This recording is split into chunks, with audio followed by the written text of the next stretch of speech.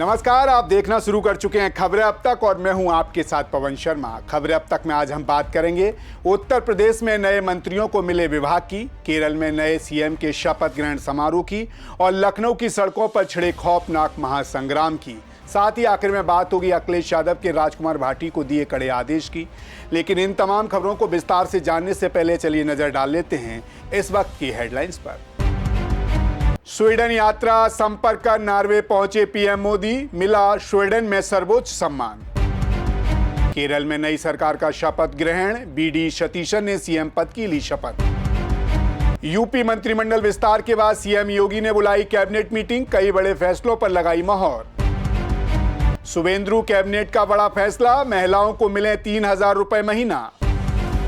PM Modi ने लखीमपुर हादसे पर जताया दुख, मृतकों के परिवारजन को 2 लाख मुआवजे का ऐलान। लखनऊ में वकीलों के समर्थन में उतरे अखिलेश यादव, पुलिस के लाठीचार्ज पर भड़के। लखनऊ में लाठीचार्ज के विरोध में वकीलों का कार्य बहिष्कार, बड़े आंदोलन की तैयारी। आप नेता दीपक सिंघल गिरफ्तार, 155 करोड़ के बैंक धोखाधड़ी मामले में ईडी का बड़ा एक्शन। सोना हुआ महंगा, चांदी ने पकड़ी रफ्तार, 1,57,547 रुपए प्रति 10 ग्राम पहुंचा गोल्ड। हरे निशान पर बंद हुआ शेयर बाजार, सेंसेक्स 77 अंक चढ़ा, निफ्टी 23,650 पर हुआ बंद। हेडलाइंस के बाद खबरें अब तक में एक बार फिर आपका स्वागत है। तो चलो शुरू करते हैं खबरों का सिलसिला और सबसे पहले बात कर लेते हैं आज के पहले मुद्दे के बारे में। लखनऊ के गलियारों से लेकर दिल्ली के दरबार तक जिस बात का सस्पेंस पिछले 1 हफ्ते तक बना हुआ था, उस पर आखिरकार रविवार को विराम लग गया। 10 मई को जब योगी सरकार का कैबिनेट विस्तार हुआ तो हर तरफ अटकलें का बाजार गर्म था। कोई कह रहा था कि मुख्यमंत्री के अपने कतरे जाएंगे, यानी पर कतरे जाएंगे, तो कोई कह रहा था कि इस बार विभागों का फैसला लखनऊ से नहीं बल्कि दिल्ली के इशारे पर होगा। लेकिन रविवार 17 मई को जब विभागों की लिस्ट सामने आई तो मुख्यमंत्री योगी आदित्यनाथ ने एक झटके में विरोधियों के सारे कयासों को धुआं कर दिया और साफ कर दिया कि उत्तर प्रदेश में वो सिर्फ और सिर्फ वही हैं, ना तो वो किसी दबाव में आते हैं और ना ही किसी के इशारे पर चलते हैं। दरअसल मंत्रिमंडल विस्तार के ठीक बाद मुख्यमंत्री का दिल्ली जाकर अमित शाह और जेपी नड्डा से मिलना राजनीतिक पंडितों के लिए चर्चा का विषय बना हुआ था। कहा जा रहा था कि विभागों की पर्ची दिल्ली से कट कर आएगी, लेकिन जब विभागों का बंटवारा हुआ तो पूरी तस्वीर बदल गई। मुख्यमंत्री योगी आदित्यनाथ ने पूरे 7 दिन तक गहरी सियासी और प्रशासनिक बिसात बिछाई और फिर जो पत्ता खोला उसने कई दिग्गजों के सियासी कद हिला दिए, तो कई नए चेहरों की किस्मत का सितारा बुलंद हो गया। इस बंटवारे के जरिए मुख्यमंत्री ने ना सिर्फ अपनी प्रशासनिक हनक दिखाई बल्कि 2027 के विधानसभा चुनाव के लिए ऐसी सोशल इंजीनियरिंग की है जिससे विपक्षी खेमे में खलबली मच गई है। वहीं इस पूरे विभाग बंटवारे की सबसे बड़ी और धमाकेदार इनसाइड स्टोरी ये है कि सपा छोड़कर भारतीय जनता पार्टी का दामन थामने वाले ब्राह्मण चेहरा मनोज पांडे इस सियासी रेस में बाजी मार ली है। भारतीय जनता पार्टी उत्तर प्रदेश में ब्राह्मणों की नाराजगी दूर करने की पुरजोर कोशिश में जुटी है और यही वजह है कि मनोज पांडे को सरकार के सबसे भारी भरकम और सीधे जनता से जुड़े खाद्य एवं रसद तथा नागरिक आपूर्ति विभाग की कमान सौंप दी गई है। इस फैसले के बाद सियासी हलकों में मनोज पांडे का कद रातों रात 7वें आसमान पर पहुंच गया है। लेकिन मनोज पांडे की इस चांदी के पीछे बनारस के कद्दावर नेता दयालु मिश्रा को बड़ा झटका लगा है। अब तक खाद्य एवं रसद जैसा बड़ा मंत्रालय संभाल रहे थे दयालु मिश्रा से ये विभाग छीनकर मनोज पांडे की झोली में डाल दिया गया है। अब दयालु मिश्र के पास सिर्फ आयुष विभाग की बचा है, जिससे ये साफ संकेत जाता है कि उनका सियासी रसूख पहले के मुकाबले कम हुआ है। वहीं दूसरी तरफ भारतीय जनता पार्टी के पूर्व प्रदेश अध्यक्ष और जाटों के बड़े नेता भूपेंद्र सिंह चौधरी की सरकार में धमाकेदार वापसी हो गई है, लेकिन उन्हें उस विभाग से संतोष करना पड़ा है जिसकी चर्चा हवाओं में नहीं थी। दरअसल कयास लगाए जा रहे थे गृह विभाग के बाद सबसे भारी माने जाने वाला लोक निर्माण विभाग भूपेंद्र चौधरी को मिल सकता है, लेकिन उन्हें सूक्ष्म लघु एवं मध्य उद्यम यानी कि एमएसएमई विभाग की जिम्मेदारी दे दी गई है। हालांकि एमएसएमई को कम नहीं समझना चाहिए क्योंकि मुख्यमंत्री रोजगार योजना प्रधानमंत्री रोजगार योजना और यूपीएसआईसी, मुख्यमंत्री युवा उद्यमी योजना जैसे सीधे पीएम और सीएम की निगरानी वाली कड़ी योजनाएं इसी मंत्रालय के अधीन आती हैं। इस लिहाज से भूपेंद्र चौधरी को जनता से सीधे पकड़ बनाने का एक बेहतरीन और महत्वपूर्ण प्लेटफॉर्म दे दिया गया है। आपको बता दें, भूपेंद्र चौधरी को एमएसएमई मिलने से योगी सरकार के एक और मंत्री राकेश सचान को तगड़ा झटका लगा है। 2022 के चुनाव से ठीक पहले सपा छोड़कर आए राकेश सचान के पास अब तक एमएसएमई के साथ साथ खाद्य एवं ग्रामोद्योग, रेशम उद्योग और हथकरघा एवं वस्त्रोद्योग जैसे विभागों का पूरा साम्राज्य था। लेकिन अब मुख्यमंत्री ने उनसे एमएसएमई का भारी भरकम प्रभार छीनकर भूपेंद्र चौधरी को दे दिया है। राकेश सचान के पास अब सिर्फ खादी और रेशम उद्योग ही बचा है, जिसे राजनीतिक पंडित उनके कद में बड़ी कटौती के रूप में देख रहे हैं। वहीं योगी कैबिनेट में जिन 2 मंत्रियों का प्रमोशन हुआ है, उनकी कहानी भी बड़ी दिलचस्प है। गुजर चेहरे के रूप में पहचान रखने वाले सोमेंद्र तोमर को राज्य मंत्री से प्रमोट करके स्वतंत्र प्रभार मंत्री तो बना दिया गया है, लेकिन विभागों के मामले में उनके साथ एक अजीब सा खेल हो गया है। जब वह राज्य मंत्री थे तब उनके पास ऊर्जा जैसा बेहद रसूखदार और बड़ा विभाग था, लेकिन स्वतंत्र प्रभार मिलते ही उन्हें राजनीतिक पेंशन और सैनिक कल्याण एवं प्रांतीय रक्षा दल जैसी शांत प्रोफाइल वाला विभाग थमा दिया गया है। इससे राजनीति में ऊंचा पद कम पावर की रणनीति कहा जा रहा है। वहीं दूसरे प्रमुख नेता अजीत सिंह पाल को राज्य मंत्री स्वतंत्र प्रभार बनाते हुए खाद्य सुरक्षा एवं औषधि प्रशासन विभाग का जिम्मा सौंपा गया है, जो एक महत्वपूर्ण और सीधा एक्शन वाला विभाग माना जाता है। अब बात करते हैं सरकार के नए राज्य मंत्रियों की, जिन्हें 2027 के महामुकाबले को ध्यान में रखकर जातीय और क्षेत्रीय संतुलन साधने के लिए टीम योगी में एंट्री दी गई है। दलित समाज से आने वाली कृष्णा पासवान को पशुधन एवं दुग्ध विकास विभाग में राज्य मंत्री बनाया गया है। कैलाश सिंह राजपूत को ऊर्जा एवं अतिरिक्त ऊर्जा स्रोत विभाग की जिम्मेदारी सौंपी गई है। सुरेंद्र दिलेर को सरकार के बेहद महत्वपूर्ण और जमीनी जुड़ाव वाले राजस्व विभाग में राज्य मंत्री की कुर्सी मिली है। हंसराज विश्वकर्मा को भूपेंद्र सिंह चौधरी के साथ एमएसएमई विभाग में सहायक भूमिका के रूप में राज्य मंत्री का जिम्मा दिया गया है। वहीं इसी बीच अंदर खाने से आई जानकारी के मुताबिक दफ्तरों का बंटवारा कुछ इस तरह हुआ है। कैबिनेट मंत्री भूपेंद्र चौधरी उन्हें विधानसभा भवन की मुख्य इमारत में ही कक्ष संख्या 82B आवंटित किया गया है। कैबिनेट मंत्री मनोज पांडे उन्हें बापू भवन की ऊंची इमारत के 8वें तल पर आलीशान कार्यालय मिला है।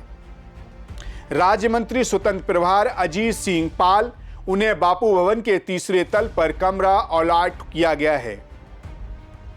राज्य मंत्री स्वतंत्र प्रभार सोमेंद्र तोमर उन्हें बापू भवन के 4थे तल पर दफ्तर दिया गया है। राज्य मंत्री कृष्णा पासवान उन्हें सचिवालय में कक्ष संख्या F34 की जिम्मेदारी मिली है। राज्य मंत्री सुरेंद्र दिलेर उन्हें बापू भवन के 6वें तल पर ऑफिस आवंटित हुआ है। राज्य मंत्री हंसराज विश्वकर्मा उन्हें बापू भवन के 3रे तल पर कमरा मिला है। वहीं विभागों के इस धमाकेदार बंटवारे के तुरंत बाद उत्तर प्रदेश की राजनीति में आज सोमवार 18 मई का दिन बेहद ऐतिहासिक और गहमा गहमी भरा रहा। जी हां, आज सोमवार सुबह मुख्यमंत्री योगी आदित्यनाथ की अध्यक्षता में पहली मंत्रिपरिषद की हाई प्रोफाइल बैठक आयोजित की गई। ये बैठक पूरे 1 घंटे तक चली। इस बैठक में कैबिनेट मंत्रियों के साथ साथ सभी नए नवेले मंत्री भी शामिल हुए। चूंकि रविवार को ही विभागों का आधिकारिक तौर पर बंटवारा हो चुका था, इसीलिए सभी मंत्री सोमवार को हुई इस पहली बैठक में पूरी तैयारी और अपने अपने विभागों की शुरुआती रोडमैप के साथ पहुंचे थे। इस बैठक में मुख्यमंत्री योगी आदित्यनाथ ने न केवल नए मंत्रियों का स्वागत किया, बल्कि उत्तर प्रदेश में होने वाले आगामी पंचायत चुनाव की सबसे बड़ी बाधा को दूर करने के लिए एक बहुत बड़ा और ऐतिहासिक दांव चल दिया है। आपको बता दें, योगी कैबिनेट की इस बैठक में समर्पित ओबीसी आयोग के गठन को हरी झंडी दे दी गई है। सरकार के एक फैसले ने उत्तर प्रदेश पंचायत चुनाव की राह में खड़ी सबसे बड़ी कानूनी अड़चन को जड़ से खत्म कर दिया है। दरअसल उत्तर प्रदेश में ओबीसी आयोग का कार्यकाल अक्टूबर 2025 में ही समाप्त हो गया था, जिससे योगी सरकार ने आगे बढ़ाते हुए अक्टूबर 2026 तक के लिए तो कर दिया था। लेकिन कानूनी पेच ये था कि उनके पास समर्पित आयोग के अधिकार नहीं थे। कानून के मुताबिक ओबीसी आयोग अपने 3 साल के मूल कार्यकाल के दौरान ही आरक्षण पर सर्वे कर सकता है। इसी कानूनी बाधा को देखते हुए योगी सरकार ने कैबिनेट बैठक के जरिए नए समर्पित ओबीसी आयोग के गठन के प्रस्ताव को मंजूरी दे दी है। ऐसे में इस आयोग के गठन के साथ ही अब राज्य में त्रिस्तरीय पंचायत चुनाव के लिए आरक्षण की प्रक्रिया बिजली की रफ्तार से शुरू हो सकेगी। अब ये नया समर्पित ओबीसी आयोग उत्तर प्रदेश के कोने कोने में पिछड़ों का एक बड़ा रोडमैप सर्वे करेगा। इस रोडमैप सर्वे के जरिए ही उत्तर प्रदेश में पिछड़ों की वास्तविक और सटीक आबादी का पता लगाया जा सकेगा और इसी आबादी के आंकड़ों के अनुसार सीटों का नया आरक्षण पूरी पारदर्शिता के साथ लागू किया जाएगा। इस पूरी प्रक्रिया के पूरे होते ही उत्तर प्रदेश में पंचायत चुनाव का बिगुल फूंक दिया जाएगा। देखा जाए तो इस पूरे सियासी ड्रामे, विभागों के बंटवारे और कैबिनेट के फैसलों से एक बात बिल्कुल आईने की तरह साफ हो चुकी है कि मुख्यमंत्री योगी आदित्यनाथ ने न केवल अपनी राजनीतिक काबिलियत को साबित कर दिया है, बल्कि आगामी चुनावों के लिए एक अचूक चक्रव्यूह भी रच दिया है। जाट सियासत को साधने के लिए भूपेंद्र चौधरी को आगे करना, आरएलडी के साथ गठबंधन के बीच एक मजबूत लकीर खींचना, ब्राह्मणों को रिझाने के लिए मनोज पांडे को भारी विभाग सौंपना और कैबिनेट की पहली ही बैठक में समर्पित ओबीसी आयोग का गठन कर पिछड़ों को लामबंद करना, ये सब उत्तर प्रदेश फतेह करने का वो मास्टर स्ट्रोक है जिसके आगे फिलहाल विपक्ष पूरी तरह निशब्द नजर आ रहा है। ऐसे में अब देखना ये होगा कि ये नए नवेले और प्रमोट हुए वजीर मुख्यमंत्री योगी आदित्यनाथ के इस भरोसे और चुनावी महाबिसात पर कितने खरे उतरते हैं। खैर, इसी के साथ खबरें अब तक में रुक कर लेते हैं अगले मुद्दे की तरफ। दक्षिण भारत के सियासी गलियारों से एक ऐतिहासिक खबर सामने आई है। जी हां, केरल की धरती पर करीब 1 दशक से पैर जमाए वामपंथी किले को ढहकर कांग्रेस की अगुवाई में यूडीएफ गठबंधन ने तिरुवनंतपुरम के सेंट्रल स्टेडियम में ऐसी हुकार भरी जिसकी गूंज पूरे देश में सुनाई दे रही है। आज सोमवार 18 मई की सुबह ठीक 10 बजे जब पूरा आसमान सियासत के दिग्गजों की मौजूदगी से सरोबोर था, तब लगातार 6 बार के अजय विधायक और पारावुर के बेतावी बादशाह बीडी सतीशन ने केरल के 13वें मुख्यमंत्री के रूप में शपथ और गोपनीयता की शपथ ली। राज्यपाल आरबी अरेलेकर ने उन्हें जब शपथ दिलाई तो पूरा स्टेडियम कांग्रेस जिंदाबाद और यूडीएफ गठबंधन अमर रहे के नारों से गूंज उठा। आपको बताते चलें, ये कोई आम शपथ ग्रहण नहीं था। ये केरल के इतिहास का वो पन्ना है जो लगभग 6 दशकों यानी कि 60 साल के बाद दोबारा लिखा गया है। अमूमन देखा जाता है कि मुख्यमंत्री अकेले ये 2-4 खास मंत्रियों के साथ शपथ लेते हैं, लेकिन इस बार बीडी सतीशन ने पूरे 20 मंत्रियों के साथ एक साथ मंच पर आकर शपथ ली। इस ऐतिहासिक पल का गवाह बनने के लिए खुद कांग्रेस अध्यक्ष मल्लिकार्जुन खड़गे, कांग्रेस नेता राहुल गांधी, प्रियंका गांधी वाड्रा, 3 राज्यों के मुख्यमंत्री और कर्नाटक के कद्दावर deputy CM DK Shivakumar खास तौर पर मौजूद रहे। आपको बता दें, सेंट्रल स्टेडियम में आयोजित इस भव्य समारोह के लिए सुरक्षा के ऐसे अवैध इंतजाम किए गए थे कि परिंदा भी पर न मार सके। तिरुवनंतपुरम की सड़कों पर सुबह 7 बजे से लेकर शाम 4 बजे तक विशेष ट्रैफिक पार्किंग नियम लागू रहे, क्योंकि पूरा शहर यूडीएफ समर्थकों और वीवीआईपी गाड़ियों से अट्टा पड़ा था। बारिश के आदेशों को देखते हुए स्टेडियम को वाटरप्रूफ टेंट और हजारों लोगों के बैठने की वीआईपी व्यवस्था की गई थी। इस समारोह की सबसे दिलचस्प और दिल जीतने वाली तस्वीर तब सामने आई जब यूडीएफ की आंधी में सत्ता गंवाने वाले निवर्तमान मुख्यमंत्री और एलडीएफ के कद्दावर नेता पिनरई विजयन खुद विपक्ष के नेता के तौर पर इस समारोह में शामिल हुए। उनके साथ ही भारतीय जनता पार्टी के प्रदेश अध्यक्ष राजीव चंद्रशेखरन और आईयूएमएल के सर्वेसर्वा सैयद शादिल्की थंगल ने भी अपनी मौजूदगी दर्ज कराकर केरल की इस सियासी शुरुआत को और गरिमामय बना दिया। अब कर्नाटक और तेलंगाना के बाद केरल दक्षिण भारत का वो तीसरा राज्य बन गया है जहां कांग्रेस का झंडा पूरी शान के साथ बुलंद हो रहा है। आपको बता दें, बीडी सतीशन की इस 21वीं सदस्यीय टीम में अनुभव की धार भी है और युवाओं का नया जोश भी है। 14 नए चेहरों को टीम में शामिल करके मुख्यमंत्री ने साफ कर दिया है कि वे भविष्य की राजनीति के बिछात बिछा चुके हैं। हालांकि इस मंत्रिमंडल के गठन में क्षेत्रीय और सामाजिक संतुलन यानी कि सोशल इंजीनियरिंग का विशेष ख्याल रखा गया है। अनुसूचित जाति समाज से 2 चेहरे को शामिल किया गया है, जबकि महिलाओं को भी कैबिनेट में दमदार प्रतिनिधित्व देकर आधी आबादी को साधने का बड़ा काम दिखाया गया है। वहीं कांग्रेस के बेहद सीनियर नेता रमेश को सबसे भारी भरकम गृह मंत्रालय का जिम्मा मिला है। तो आइए आपको बताते हैं कि इस भारी भरकम मंत्रिमंडल में कांग्रेस और उसके सहयोगियों में किन किन दिग्गजों को जगह मिली है। केरल प्रदेश कांग्रेस कमेटी के अध्यक्ष सनी जोसेफ, दिग्गज नेता के मुरली मदन, MP अनिल कुमार, PC विष्णुनाथ, रोजी राम जॉन, विंदु कृष्णन, IUML से कद्दावर नेता PK कुन्हाली कुट्टी, S शशमुद्दीन, SK Shaji, PK बशीधर, BI Abdul Ghafoor. सहयोगी दलों में RSP से Shibbu baby John, Kerala Congress Jacob के अनूप जैकब, CMP के CP John, Kerala Congress Joseph के मॉन्स जोसेफ। आपको बता दें, सरकार गठन के साथ ही CM BD सतीशन ने रविवार को ही विधानसभा के शीर्ष पदों पर सभी ऐलान कर दिए थे। कांग्रेस के वरिष्ठ और कद्दावर नेता थिरुवंचुरूर राधाकृष्णन को केरल विधानसभा का नया अध्यक्ष नियुक्त कर दिया गया है, जबकि शनिमोल उस्मान उपाध्यक्ष की जिम्मेदारी संभालेंगे। इसके साथ ही तेजतर्रार विधायक अपू जॉन जोसेफ को सरकार का मुख्य सचेतक बनाया गया है।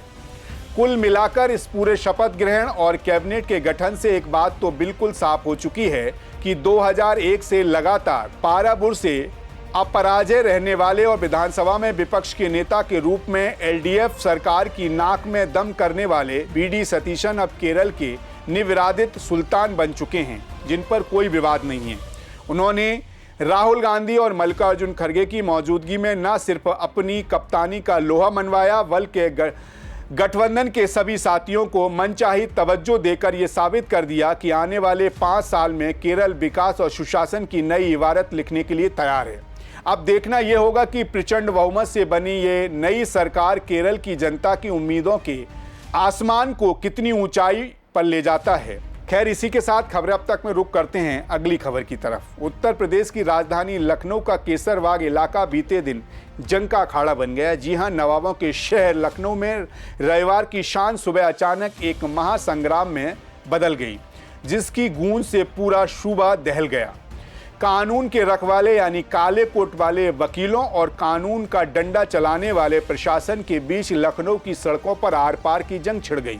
सिविल कोर्ट और पुराने हाई कोर्ट परिसर के बाहर वकीलों के चैम्बर पर जब गरजते हुए योगी सरकार के पीले पंजे यानी कि बुलडोजर ने प्रहार किया तो ऐसा लगा मानो बारूद के ढेर पर किसी ने चिंगारी लगा दी हो। देखते ही देखते पूरा इलाका रण क्षेत्र में बदल गया। एक तरफ दहाड़ते हुए बुलडोजर थे तो दूसरी तरफ अपनी रोटी रोजी और वजूद को बचाने के लिए जान की बाजी लगाते सैकड़ों आक्रोशित अधिवक्ता। ये बवाल इतना खौफनाक था कि पुलिस और वकीलों के बीच जमकर तीखी झड़प हुई। माहौल को काबू में करने के लिए पुलिस ने लाठियां भाजी, जिसमें कई वकील लहूलुहान हो गए और पूरा इलाका पुलिस छावनी में तब्दील कर दिया गया। वकीलों ने प्रशासन की इस कार्रवाई को लोकतंत्र अधिकारों का क्रूर दमन और अपने रोजगार पर सीधा हमला करार देते हुए उत्तर प्रदेश के कोने कोने में एक महा आंदोलन शुरू करने की खुली और सीधी चेतावनी दे डाली। आइए आपको विस्तार से बताते हैं कि रविवार की सुबह लखनऊ में आखिर ये खूनी खेल और महाबवाल कैसे शुरू हुआ। दरअसल रविवार की सुबह जब आम लोग छुट्टी का आनंद ले रहे थे, तब नगर निगम की एक विशाल टीम भारी भरकम बुलडोजर और कई थानों की पुलिस फोर्स के साथ अचानक पुराने हाई कोर्ट स्वास्थ्य भवन चौराहे के बाहर पहुंच गई। किसी को संभलने का मौका भी नहीं मिला और देखते ही देखते सड़कों के किनारे और फुटपाथों पर बने वकीलों के छोटे छोटे चैम्बरों को बुलडोजर ने बेरहमी से जमींदोज करना शुरू कर दिया। जैसे ही ये खबर आग की तरह फैली, सैकड़ों की तादाद में अधिवक्ता और बार एसोसिएशन के पदाधिकारी मौके पर पहुंच गए। अधिवक्ताओं का गुस्सा साथ में आसमान पर था। वकीलों ने बुलडोजर के सामने खड़े होकर जोरदार नारेबाजी शुरू कर दी, जिसके बाद वहां का माहौल बेहद तनावपूर्ण और विस्फोटक हो गया। कुछ वकीलों ने तो इस तानाशाही के विरोध में खुद को अपने ही चैम्बर के अंदर बंद कर लिया ताकि बुलडोजर उनके ऊपर से गुजर जाए। इस भारी हंगामा और धक्का मुक्की के बीच कई सीनियर वकीलों की तबीयत बिगड़ गई। कुछ सदमे में जमीन पर बैठ गए तो कुछ अधिकारियों से सीधे भिड़ गए। जब स्थिति नियंत्रण से बाहर होने लगी तो पुलिस ने लाठीचार्ज का सहारा लिया, जिसने वकीलों के गुस्से की आग में घी डालने का काम कर दिया। वहीं प्रदर्शनकारी वकीलों ने प्रशासन की नीयत और इस कार्रवाई पर कई गंभीर और सनसनी के सवाल खड़े कर दिए हैं। वकीलों का सीधा और तीखा आरोप है कि प्रशासन ने माननीय हाईकोर्ट के आदेश का सरासर गलत इस्तेमाल किया है। उसकी आड़ में खुली आज़ादी या जायती कह सकते हैं। वकीलों के मुताबिक अदालत ने केवल 72 अवैध चैम्बरों को हटाने का स्पष्ट निर्देश दिया था, लेकिन नगर निगम ने अपनी मनमर्जी और गुंडागर्दी चलाते हुए करीब 240 चैम्बरों और दुकानों को अपनी जद में ले लिया है।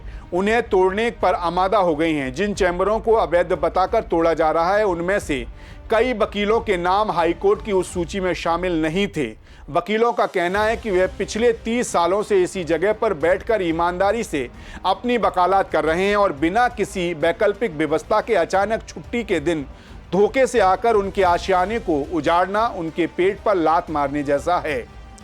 वहीं दूसरी तरफ वकीलों के इस प्रचंड आक्रोश और चौतरफा हंगामे के बावजूद प्रशासन इस बार बिल्कुल भी पीछे हटने और झुकने के मूड में नहीं दिखा। मौके पर सुरक्षा व्यवस्था को एक अवैध किले में तब्दील कर दिया गया। नगर निगम के अधिकारियों का साफ कहना है कि जिला कोर्ट और पुराने हाई कोर्ट परिसर के आसपास अवैध निर्माणों और अतिक्रमण को चलते स्थिति बद से बेहतर हो चुकी है। नालों और फुटपाथों पर अवैध रूप से बनाए गए इन चैम्बरों की वजह से स्वास्थ्य भवन चौराहे के चकवस्त चौराहे, सदर तहसील और निबंधन कार्यालय, रेजिडेंसी, सीएमओ ऑफिस और जिला सत्र न्यायालय की तरफ से आने वाली सड़क बेहद सक्रिय हो गई है, जिसके कारण यहाँ रोजाना भयंकर और जानलेवा जाम लगता है। आम जनता और एम्बुलेंस तक इस जाम में घंटों फंसे रहते हैं। प्रशासन का दावा है कि हाईकोर्ट के आदेश के तहत कुल 240 अवैध निर्माणों को चिन्हित कर हटाने का लक्ष्य रखा गया है, जिसके लिए पहले ही बाकायदा नोटिस चस्पा कर दिए गए थे और वकीलों को खुद कब्जा हटाने का पर्याप्त समय दिया गया था। वहीं अब तक करीब 150 से ज़्यादा चैम्बरों को धूल में मिलाया जा चुका है। वहीं इस पूरे महासंग्राम के बीच मौके पर मुस्तैद डीसीपी वेस्ट कमलेश दीक्षित ने मोर्चा संभालते हुए दो टूक शब्दों में कहा, कानून सबके लिए बराबर है, चाहे वो कोई भी हो। सभी पक्षों को पहले ही नोटिस दिया जा चुका था और ये कोई नई कार्रवाई नहीं है। कार्रवाई पूरी तरह से किसी व्यक्ति रंजिश में नहीं बल्कि सीधे माननीय हाई कोर्ट के आदेश के अनुपालन में की जा रही है। विरोध में ऐसे कामों में स्वाभाविक है, लेकिन हम कानून व्यवस्था बनाए रखने के लिए पूरी तरह तैयार हैं। जाहिर है, खूनी झड़प और बुलडोजर एक्शन के बाद कोर्ट परिसर के आसपास का पूरा इलाका अभी भी सुलग रहा है। तनाव की स्थिति बरकरार है और किसी भी अप्रिय घटना से निपटने के लिए भारी संख्या में अतिरिक्त पुलिस बल तैनात किया गया है। भले ही प्रशासन अपनी कार्रवाई को 100% कानूनी और सही ठहरा रहा हो, लेकिन वकीलों का गुस्सा इस वक्त उफान पर है।